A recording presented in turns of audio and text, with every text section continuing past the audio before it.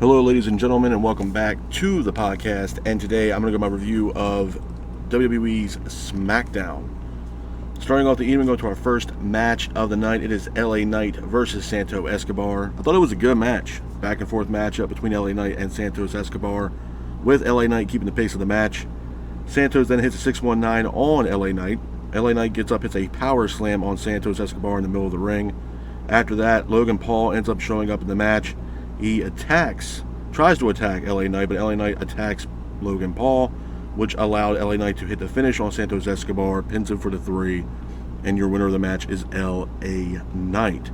After the match, Logan Paul ends up attacking LA Knight, pretty much sending a message to LA Knight leading up to their match at SummerSlam this weekend. Moving on from that, we have a Jade Cargill and Bianca Belair segment. Belair and Cargill come out to the ring to grab a microphone. Belair says that they want their tag team titles back. After they say that, Fry and Dawn come out to the ring to attack Jade and Bianca Belair. Moving on from that, we go into our next match of the night. It is a number 1 contender tag team gauntlet match. It is Apollo Crews teaming up with Baron Corbin versus Legado del Fantasma versus Street Profits versus Pretty Deadly versus the OC versus Jacob Fatu and Tama Tonga. I thought it was a good match. It was a back and forth matchup with all teams involved, with Legado del Fantasma keeping the pace of the match, but Corbin hits a end of days, pins for the 3, and Legado del Fantasma is now eliminated from this matchup. After that, the Street Profits come out to the ring. They were keeping the pace throughout the match. Profits end up hitting the finish, pins for the 3, and Baron Corbin and Apollo Crews are now eliminated from this matchup. After that, Pretty Deadly comes out to the ring. Pretty Deadly were keeping the pace of the match, but Montez Ford hits a blockbuster off the top rope, pins for the 3, and Pretty Deadly are now eliminated from this matchup. The OC come out to the ring. OC were trying to keep the pace throughout the match. Dawkins ends up hitting a roll-up, though, pins for the 3, and the OC is now eliminated from this match. After that, we get our final team of this matchup, which is Jacob Fatu and Tama Tonga. Fatu and Tonga were keeping the pace of the match, with Fatu hitting a springboard moonsault off the top rope, pins for the 3, and your winners of the match and new number 1 contenders for the WWE Tag Team or SmackDown Tag Team Championships are Jacob Fatu and Tama Tonga. Hats off to Fatu and Tonga for getting the win in this matchup. Moving on from that, we have a Terrence Crawford and Austin Theory and Grayson segment. Theory and Grayson want an apology from Terrence Crawford for what happened a week prior. Crawford then knocks out Austin Theory, and Theory is laid out in the middle of the ring. Moving on from that, we go into our main event of SmackDown. It is Michin teaming up with Bayley versus Nia Jax and Tiffany Stratton. I thought it was a decent match. It was a back and forth matchup with Jax and Stratton keeping the pace of the match. Bayley hits an elbow drop off the top rope for a near fall. Stratton then hits Bayley with the briefcase, which allows Nia Jax to hit the Annihilator, pins for the 3, and your winners of the match are Nia Jax and Tiffany Stratton. Hats off to Nia Jax and Tiffany Stratton for getting the win in this matchup. Couple things I want to say about SmackDown before I get out of here, man. Number 1, SmackDown, clearly it was a tape show. Obviously, SmackDown and WWE right now, especially SmackDown, a lot of them right now are doing live events. Right now, I think mainly in Japan. I know they just did a show in Osaka as well as Tokyo. So a lot of the talent is clearly overseas right now, and having matches overseas in Japan, which I'm all for that. But because of that, it seemed like SmackDown this past Friday night was taped due to the fact that a lot of talent were not present for SmackDown because they were wrestling for a live event over in Japan. So clearly the show was taped. But with that being said, was it a decent show? Yes. A lot of the show on Friday night SmackDown was pretty much a lead up towards SummerSlam, which SummerSlam, obviously, if you guys don't know, is this weekend, Saturday, live from the Cleveland Browns Stadium. It's going to be a great show. I will be covering that show Saturday night.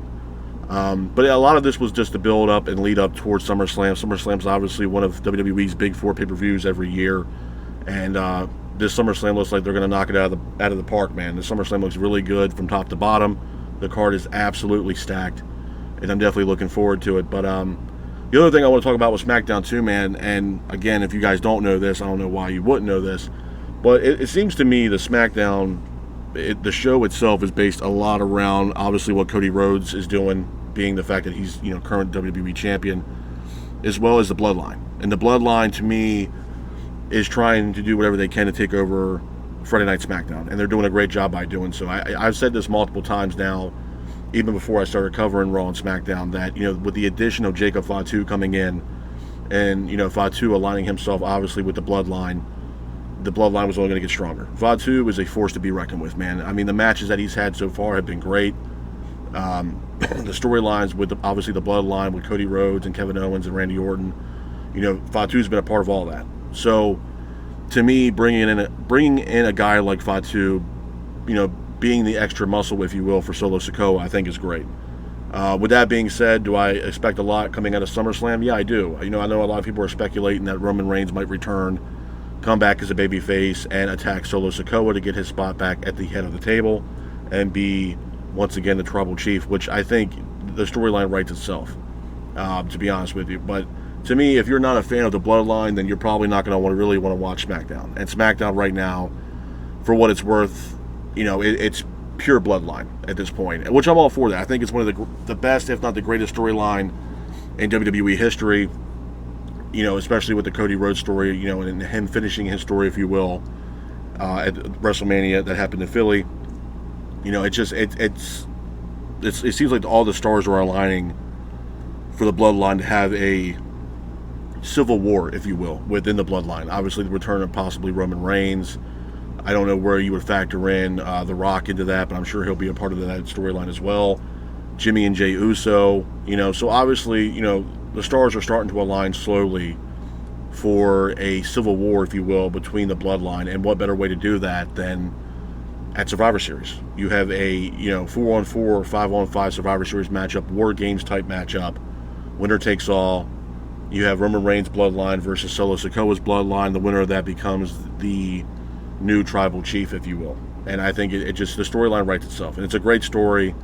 And I think WWE is doing a fantastic job with the Bloodline story, and even adding additions to the Bloodline. Like I said earlier, with the addition of Jacob Fatu, Tama Tonga Loa.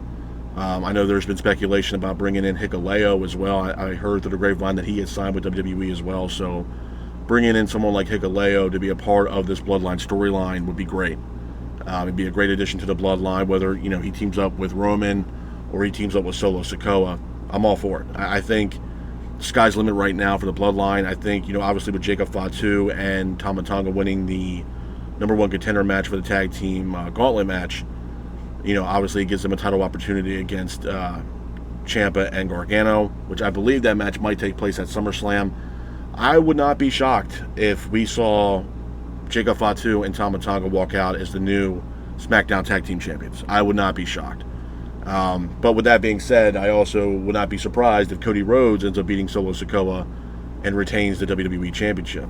I think that storyline between Cody and Solo is, I wouldn't say it's necessarily coming to an end, but I think it's going to make a bigger story if Roman Reigns ends up showing up at SummerSlam and then attacks Solo Sikoa in this matchup to possibly cause a disqualification in that matchup. Which, again, you know, the entire arena or stadium, if you will, would erupt if Roman Reigns returns and attacks Solo Sikoa to get his spot back as the tribal chief, which will be absolutely awesome. You know, Roman comes back as a babyface. He tries to go after, you know, Solo Sikoa. The storyline writes itself, man, and I think SmackDown is doing a great job alone with that storyline. But again, man, Friday Night SmackDown was a really good show. I thought it was a really decent show, and obviously all it is really right now building up towards SummerSlam, which again is one of WWE's big 4 pay-per-views. And I think WWE is doing a fantastic job with the build and the storylines leading up to SummerSlam. So, like I told you guys earlier, I'm excited for SummerSlam this year. I definitely will be covering the show. I believe SummerSlam is this Saturday. I'm definitely looking forward to it. I think it's going to be a great show, a lot of great matches, a lot of great moments. And I'm definitely looking forward to that this weekend. But with that being said, this is my review of Friday Night SmackDown. I hope you guys are out there staying safe, be careful, and remember, stay classic. Peace.